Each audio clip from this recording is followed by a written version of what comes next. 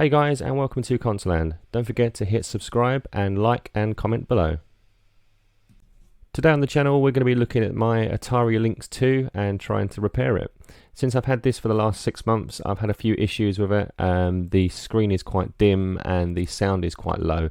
These are similar issues to what I had with my Game Gears previously, and one of those was recap them, so replace the capacitors. It's quite an involved job. It takes about an hour or so, and what I've read online is that these ones are a little bit more difficult than the Game Gear because they've got a capacitor that's sort of under a shield. So we'll see that once we get it open and see what that looks like. So I went online, found some resources about where the capacitors should go and also what's needed, and just ordered the capacitors. All in, I guess it was around about £6 or £7, which is probably about $10, and hopefully it will be quite straightforward fix, and will resolve my issues at the end of it. So to do this job, you're going to need some basic soldering tools. You're going to need a soldering iron, obviously, some solder, a desoldering pump tool, and some side snips. So yeah, pretty basic tools really. So let's have a look at the diagram that I found online. So this shows you the location of all the capacitors that you're going to need, and along the right hand side there is a list of all the capacitors you're going to need. So all of these are quite readily available. The one that I'm told is the hardest one to do is the C3 right in the middle there, because that is the one that's underneath the shield that we'll come on and have a look at that in just a second. Looking at this, the Atari Lynx has more capacitors than the Game Gear did, so it's probably going to take me about an hour or so to do this mod, or fix I should say, but I'll fast forward some of the soldering stuff because it is all pretty similar. So we're going to start by stripping the Atari Lynx down. First thing we need to do is remove the battery cover, and in there is a screw that we're going to take out, but also these two rubber grips on the side here need to come off to reveal 4 screws. So we just prise those off carefully. I suggest using a little plastic tool so it doesn't damage the actual plastic of the handheld. So just prise those off carefully, and then once you've got those off, you can get access to the 4 screws, 1, 2, 3 and 4. So take those screws out.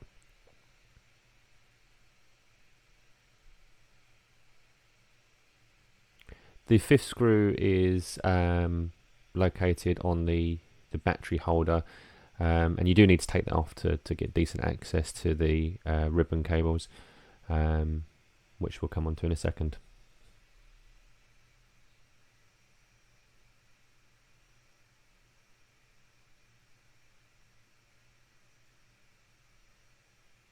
Yeah, so just undo that screw from the battery holder. And it's a little bit fiddly, but it should just come out easy enough. And here you can see the 2 ribbon cables underneath that battery holder,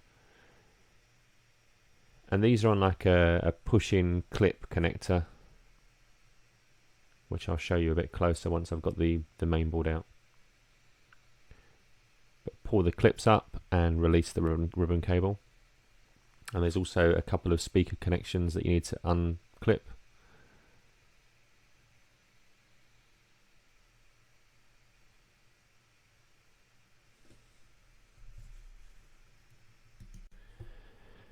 So once you've got all these connections unplugged, you should just be able to pull the motherboard away from the casing and put the casing to one side, because we're not going to need that for now. And here it is, the motherboard. So here are the 2 plastic ribbon connectors that I mentioned. So they push down to lock the cable back into place, and they pull up to release the cable. So all you do is pull up the actual connections, push the ribbon cable into it, and then push it down to lock it into place. They're quite standard on a lot of devices, and they're quite a reliable connector as long as you've got the ribbon cable pushed all the way in and it locks into place nicely. So let's have a look at our diagram. So on the diagram, all of the capacitors are numbered, and it corresponds to the actual location of the capacitors on the board. And actually on the board itself, it will have the capacitor number as well, and also the polarity of the capacitor is also on the board. and I'll come on to that one in a second. But here's the dreaded C3, the one I think I'm going to have the most trouble with, because it looks like the solder connection's under some copper strip, so we're going to have to try and remove that copper strip first. It solders in the corners, so you just have to desolder the corners and peel the strip back to get access to the underneath the capacitor.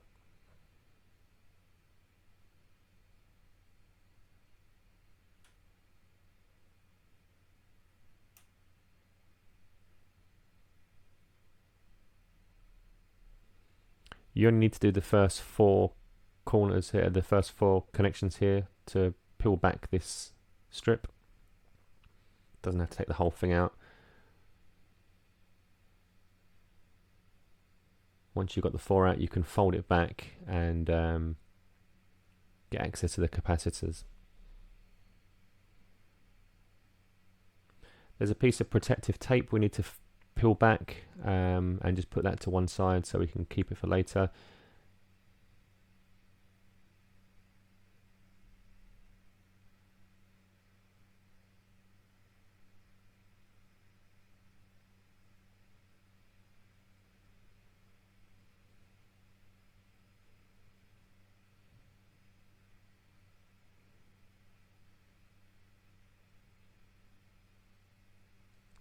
Yeah, so just take that protective tape, put it to one side.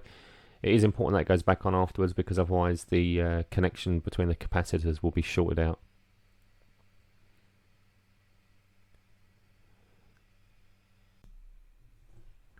So at this point, it's probably useful if I explain what a capacitor is and a bit about them. So basically, a capacitor, as you can see on screen here, it stores electrical energy. Which is why if they start to break down, it means that either the soundboards or the screen aren't getting enough power, and therefore are dim or quiet as a result. As you can see on the capacitor here, you have a rating, and this one is 4700 UF, and that's the capacitance of the capacitor. And then you have a working voltage underneath that. The thing with the working voltage is it doesn't matter if you install a capacitor that's got a higher voltage than what's written on the existing capacitor, as long as it's the minimum is the same voltage as the one you're taking off, then voltage here isn't a big issue. The other parts to be aware of is that capacitors do have polarity, so they have to be put in the right way around. So as you can see by the picture here, the longer pin is the positive pin. Also on the side of the capacitor there should be like a white strip with black lines representing the negative side. So it is important that you get it around the right way. And as I mentioned, on the actual board itself, where the capacitor slot is, it normally has a little plus symbol on the leg that needs to be positive, so you can't really get them around the wrong way. But just take your time and make sure that you put them in the same way round as the old one come out. So as you can see from the video, I've already finished out C3. Was a bit of a nightmare. I've actually edited quite a bit of the video out. It did take a lot longer than I thought it would have. Took about 20 minutes to do that, but I'm on the end of it now. Make sure you put this protective tape over the top of the soldered connections that you do. It does stop it from shorting out against the underside of that copper protective strip. And once you've got that strip back in place, just solder the corners back into it so it holds it down.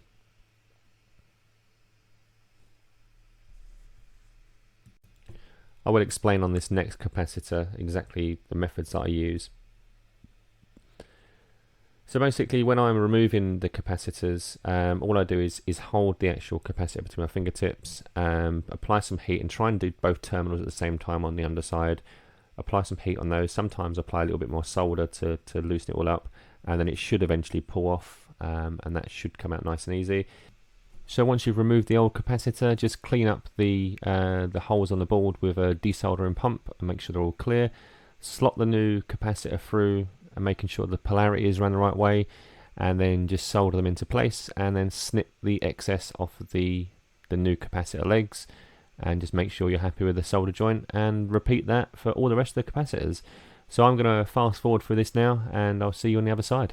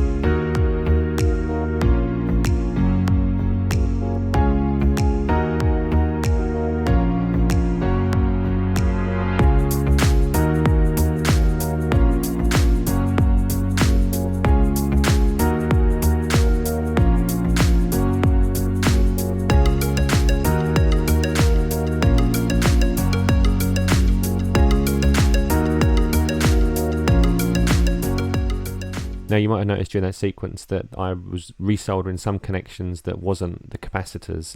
Reason being is as I was replacing the capacitors, I noticed there were some connections, mainly along the top of the ribbon cable and where the volume controls were, that looked a little bit dry. So just as a best practice really, I just sort of desoldered some of those and just put a new blob solder on to future-proof ourselves down the line.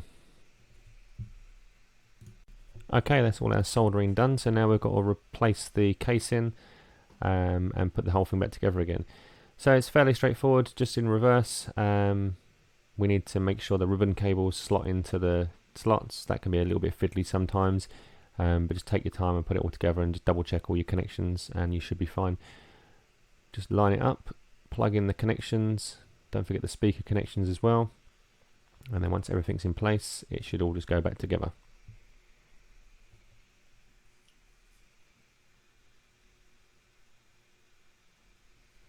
Again, just take a little bit of time to make sure those connections are in there firmly.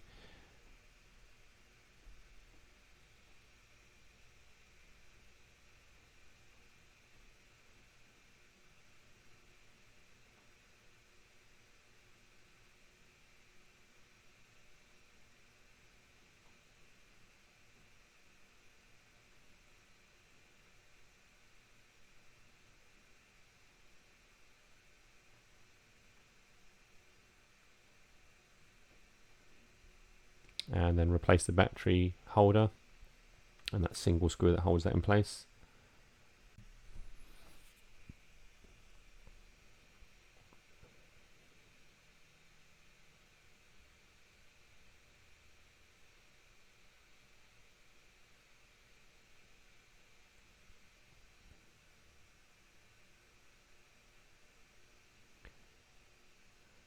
And then pop our case back on. Put those 4 case screws back in, make sure everything lines up, and then put the rubber grips back on once you've got those 4 screws back in place. And that's it. After I'd done this fix, I tested the handheld and the sound and the screen were both working absolutely perfectly, which is great news. So I have a fully functional and ready for the next 20 years Atari Lynx handheld. Thanks for watching, guys. Any questions or comments, leave them below and I'll get back to you as soon as I can. In the meantime, thanks for watching Console Land and see you next time.